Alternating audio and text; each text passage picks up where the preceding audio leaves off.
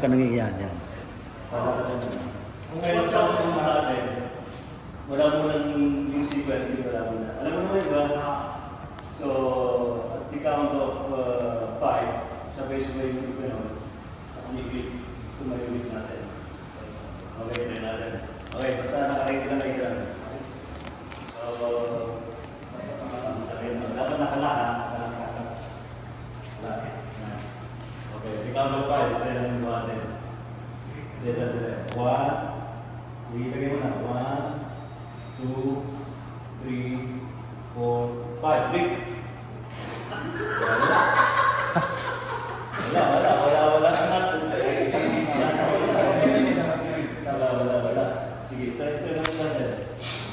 Isa pang try mo walang sequence.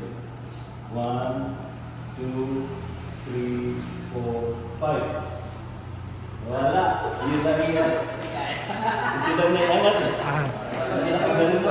Kabilang side. Actually, pag naaangat natin yan, higas ka na lang. Well, ito yung sikreto. So, every day, you have to imagine you're a feather or anything na very light na kayang mag-float sa ere. So, mag-meditate lang.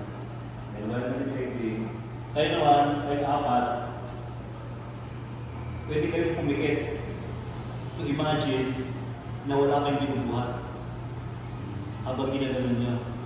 So maybe you can also imagine na merong papel na kinahanin, karagataan, or weather, alahibo, di ba? Pero meron siyang sequencing. Nalit. Meron siyang sequencing. So, left hand mo, ikaw, left hand mo na, left hand, tapat mo sa crown chakra, yan. Tapos left hand mo rin, paano yan? O paano na yan? Ikaw ang left hand. Yan is gesture. Then right hand sa ibabaw. Right hand. And right hand. Yan. So, at the count of 10, diba? At the count of 10, hanggang sa 9, buti nyo agad sa kanya yung gano'n. Hanggang sa 10. Pag 10 natin lift. Okay? Alright. Ito muna. Okay. So now. Left.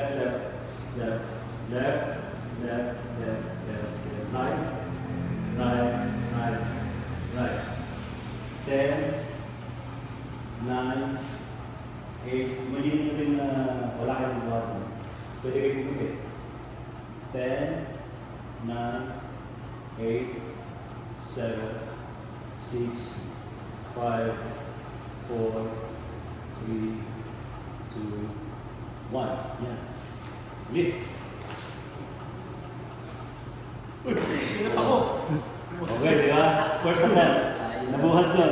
Umangat siya. Umangat siya. First attempt. Second attempt, pwede natin. Yan. Pwede naman natin hatakin. Okay, so second attempt. Ganun din. Habang nakagano'n kayo, mag-imagine kayo na wala kayong buhatin o magkano yung buhatin ninyo. Wala kayong buhatin ng bigat. You can imagine bulak or feather. Okay. Left. Right. 10, 9, 8, 7, 6, 5, 4, 3, 2, 1. Lift. Good.